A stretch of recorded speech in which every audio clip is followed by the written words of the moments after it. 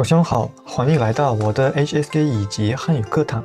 我们慢慢开口说汉语。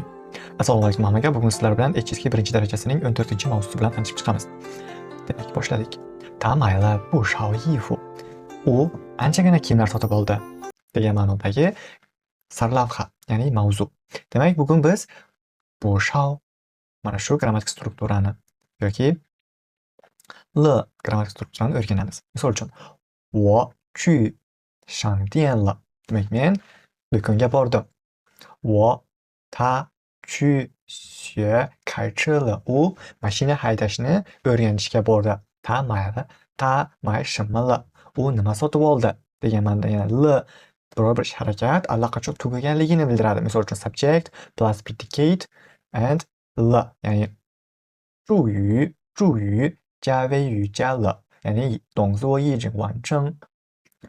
Ish harakat allaqachon tugaganligini bildiradi. 我去商店了. 谁去了? 我去了. Kim bordi? Men bordim. Ya'ni ega bu 我, men, 去商店bu kesim. Nima qilmoq? Do'konga bormoq. Shunaqa ma'noda l grammatik strukturani ishlatamiz. Endi yana qo'shimcha ravishda, misol uchun biz o'rtaga ma'lum bir number measure wordlarni, adjective pronounlarni, olmoshlarni, sifatlarni, ma'lum bir miqdorni aniqlab beruvchi so'zlarni qo'shishimiz mumkin. Misol uchun, siz 3 kilo olma oldingiz yoki men bir nechta kiyim oldim yoki bir nechta odamlar 10tacha, 20tacha shunaqa 2 tup, 3 tup, 10 dona, 10 nafar deb ishlatsak bo'ladi o'zbek tilida. To'g'rimi? Hisob so'zlar. Shunaqa miqdorni anglatib keluvchi so'zlarni, ravishlarni olmoshni ishlatishimiz mumkin. Misol uchun, 他买了一点水果, 苹果, to'g'rimi? U ozgina olma sotib oldi. Qancha sotib oldi? Ozgina sotib oldi. Kim sotib oldi? U sotib oldi. 他买了一点苹果. Keyingi gap. 我买了不少什么衣服. Men kam bo'lmagan, ya'ni anchagina bir nechta kiyim sotib oldim. 他看见了这个人. U nechta kishini ko'rdi? 几个 nechta kishini ko'rdi degan ma'no. Nechta odamni ko'rdi. Nechta odam bilan yuzma-yuz bo'ldi, suhbatlashdi, duch keldi degan ma'noda ishlatsak bo'ladi. L va yidyar va object. L ma'lum bir so'zlar va to'ldiruvchi. Endi qo'shimcha ravishda biz misollarga qaraymiz. 我吃了一个苹果. Misol uchun, men bitta olma yedim. Nechta olma yedim? Bitta olma. Kim yedi? Men yedim. Bu yerda 我助语 ega, 吃 动词, ya'ni yemoq. Bu 吃 fe'l. L bu yerda ish harakat tugaganligini aniqlovchi qo'shimcha. 一个 ya'ni sanoq so'zi. 宾语 ya'ni to'ldiruvchi. olma. 苹果 nimani yedi? Olmani yedi. Nechta olmani yedi? Bitta olmani yedi. Kim yedi? Men yedim. Nima qildi? Bitta olmani yedi. Shunaqa ma'noda. Bu yerda nimani yoki nechta shunaqa ma'noda ajratish mumkin. Qaysi biri aniqlovchi, qaysi biri misol uchun to'ldiruvchi o'zimiz bilamiz. Kimni, nimani, kimga, nimaga nima bo'ladi bular? To'ldiruvchi bo'ladi. Qanday, qanaqa, qaysi, nechta bu aniqlovchi bo'ladi. Aniqlab keladi. Qandayligini, qaysiligini aniqlab beradi. Kimnikiligini, qanchaligini. Misol uchun, 他买了这本书. Misol uchun, u mana bu kitobni sotib oldi. Qaysi kitobni sotib oldi? 这本书. Demak, aniqlovchi, to'g'rimi?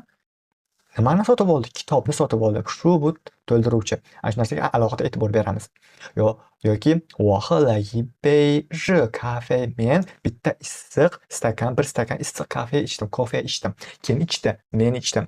Nimani ichdi? Kofeni ichdim. Qanaqa kofe edi u? Sovuq edimi, issiq edimi, yoki matcha edimi, yoki cappuccino edimi?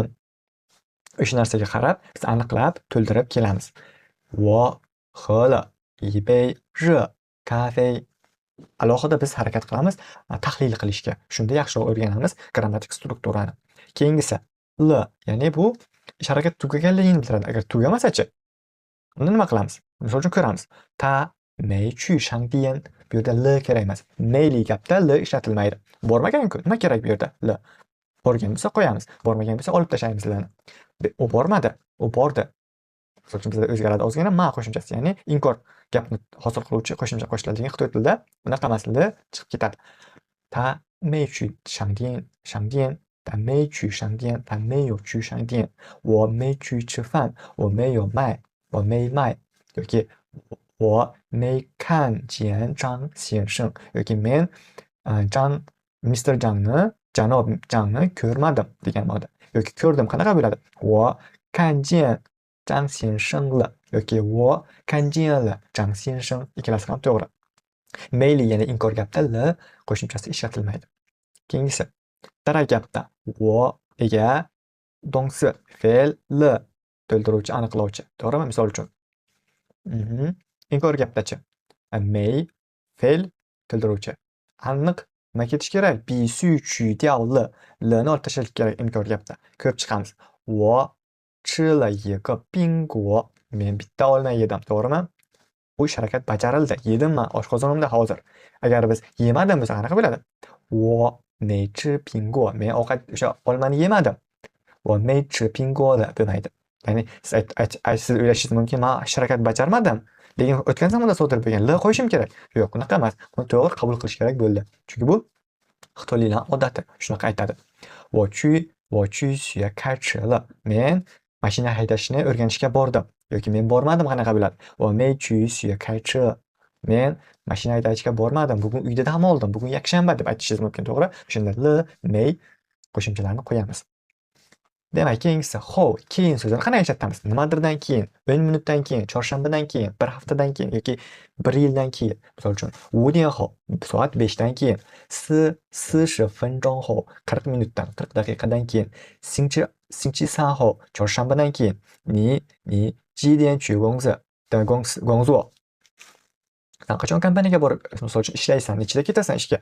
8点后 8 dan keyin. 你什么时候回家? Sen qachon uyga qaytib kelasan? 5点后 5 dan keyin. 你什么时候能回来? Sen qachon qaytib kela olasan? 40分钟后回来. 40 daqiqadan keyin qaytib kelaman. Misol uchun, 你几点去工作? Sen nechida borasan ishga? 我8点后 8 dan keyin boraman ishga. Bu yerda nima bo'ladi? 时间假后加动作。我下班后去超市。下班后去超市.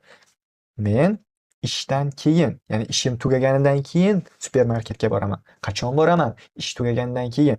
Taxminiy o'ylab qarasak, o'zimiz fikrlasak, ish qachon tugaydi? Taxminiy obeddan keyin, tushlikdan keyin 5 da yoki 6 da tugaydi, to'g'rimi? Biz vaqtni to'g'ridan-to'g'ri aytmayapmiz va o'sha ish harakat orqali beryapmiz. 我下班后去超市. Ertalab yoki ertalab siz har doim ertalab 6 da uyg'onsangiz, ertalab siz aytmaysiz, misol uchun 6 da men nonushta qilaman. To'g'rimi? Siz aytishingiz mumkin, men uyg'onganimdan keyin nonushta qilaman. Yoki aytishingiz mumkin, men ertalab nonushta qilmayman. Siz aytishingiz mumkin, uyg'onganimdan keyin nonushta qilmayman. Sizdan hech kim so'ramaydi. Qachon uyg'onishingni, nechida uyg'onishingni siz shu aytayotgan gapingizdan ma'lumki, siz yo 7 da uyg'onasiz, yo 8 da uyg'onasiz, to'g'ridan-to'g'ri ishga borasiz. Shunaqa ma'noda ishlasak bo'ladi. Xo'p.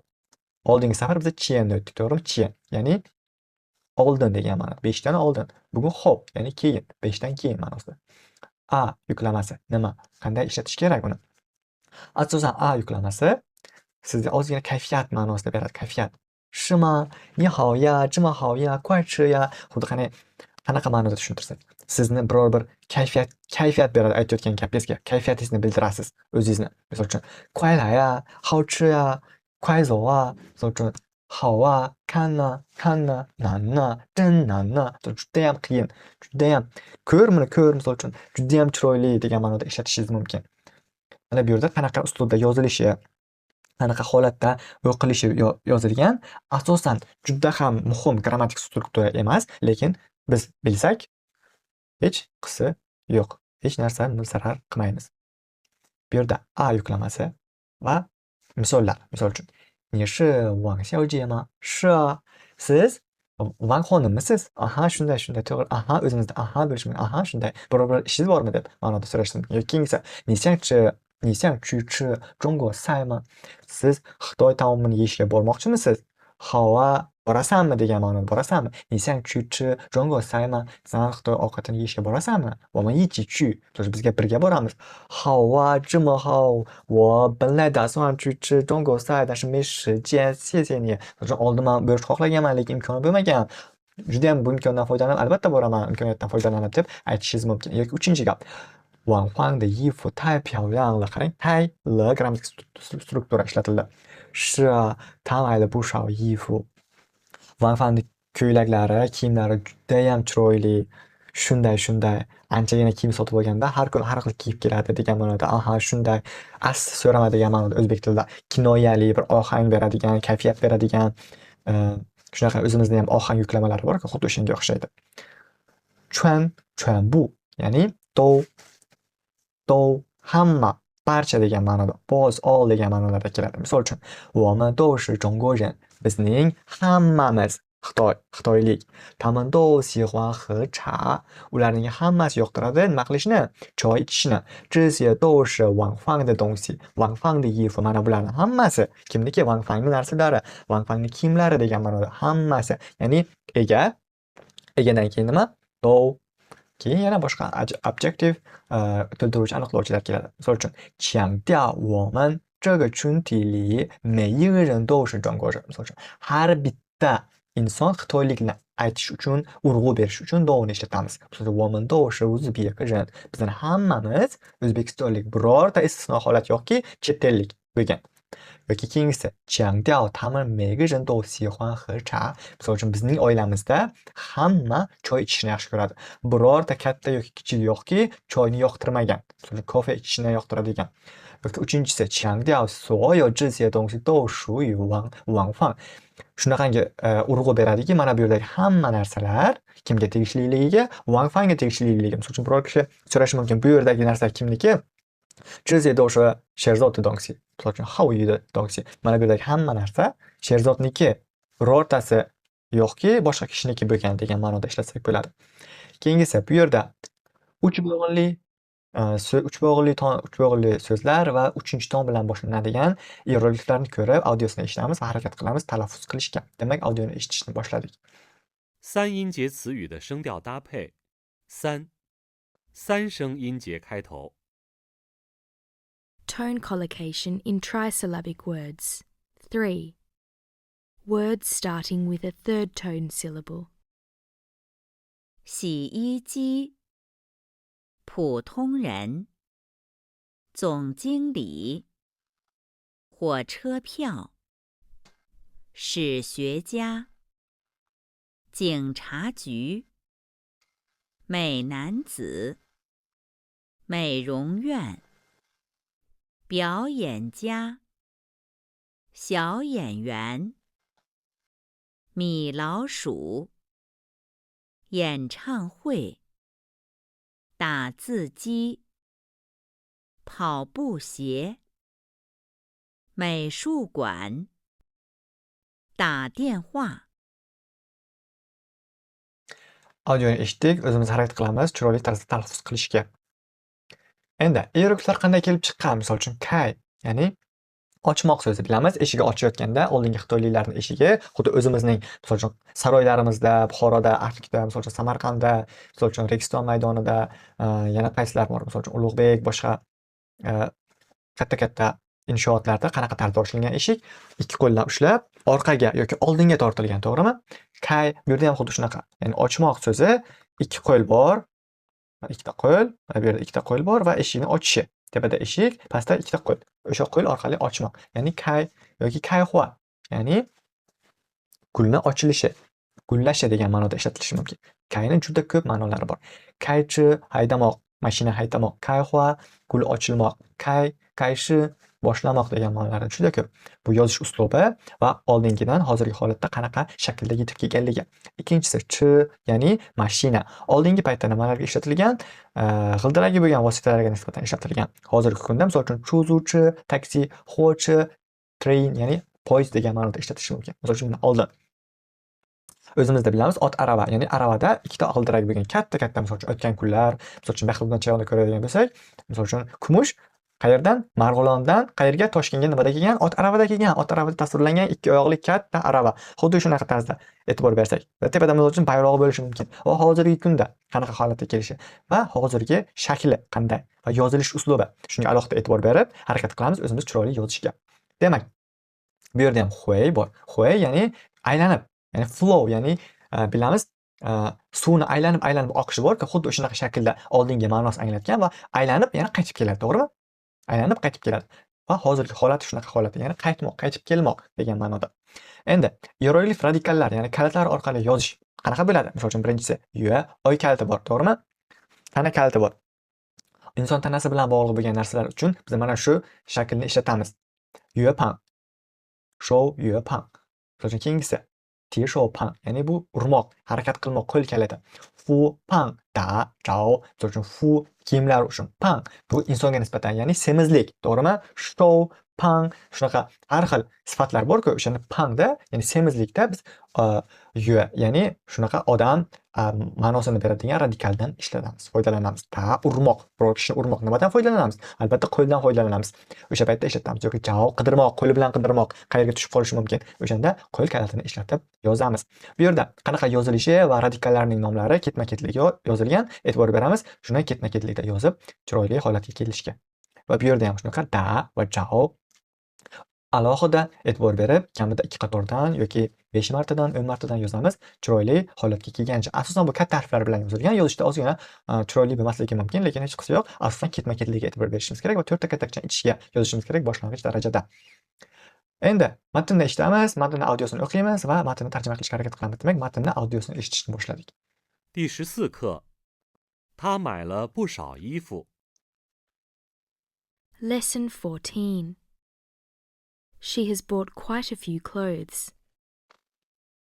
课文一， Text 1. 昨天上午你去哪儿了？我去商店买东西了。你买什么了？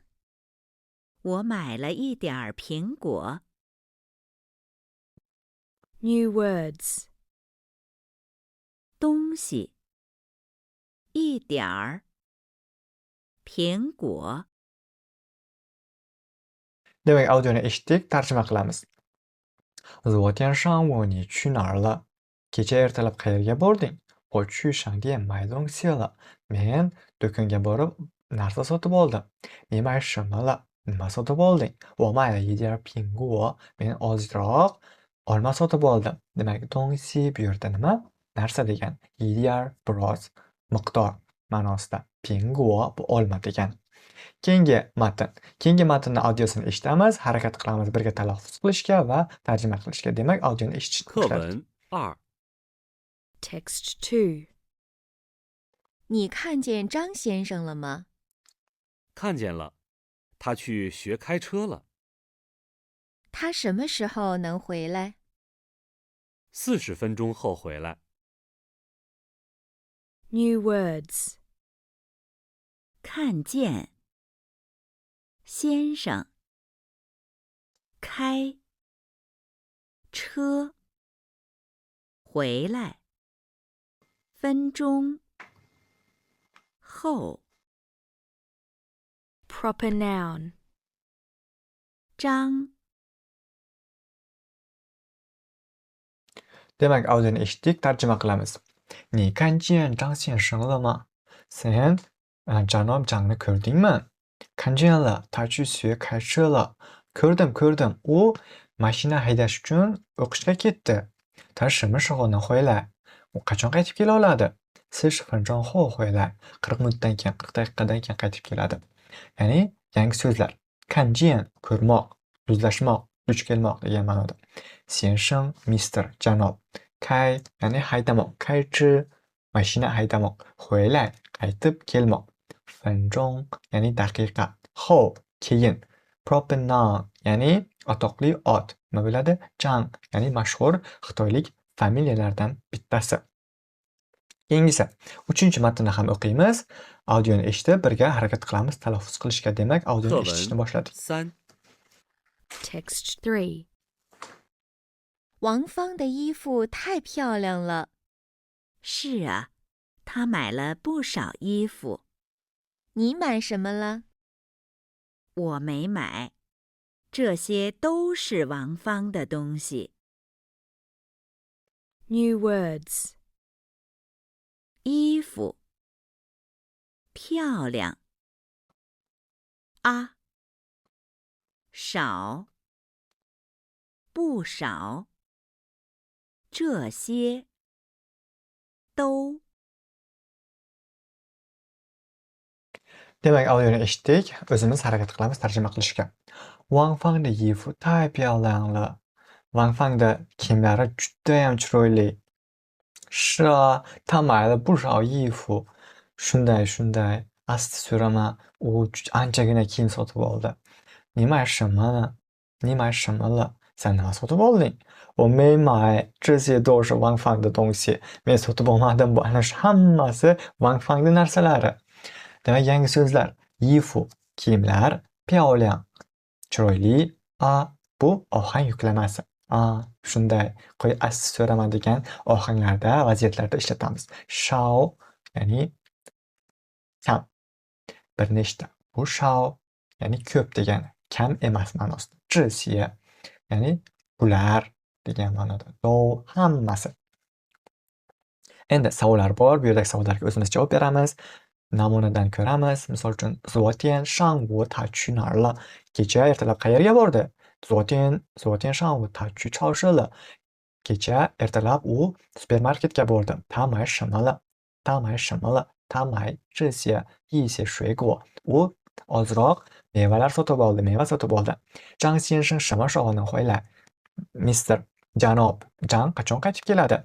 他下午能回来. U tushlikdan keyin yetib keladi. 他下午后5点后回来. 他下午5点后能回来. U tushlikdan keyin 5da yetib yoki tushlik 5dan keyin yetib keladi degan ma'noda tarjima qilishimiz mumkin. 4-si. Wang Fang 买什么了? Wang Fang nima sotib oldi? Wang Fang 买了一本书, bitta kitob sotib oldi. Wang Fang 的衣服买什么了? Wang Fang 的朋友不是衣服. Wang Fang 的朋友买什么了? Wang Fang 的do'sti nima sotib oldi? Wang Fang 的朋友买了一件衣服. U bitta kiyim sotib oldi. Uning do'sti bitta kiyim sotib olibdi. Judayam yaxshi. Demak, bu yerda harakat qilamiz. A, B dialog, savol va javobi o'zimiz harakat qilamiz o'qishga, o'rganishga. Judayam bir qo'shimcha ekstra bu knowledge.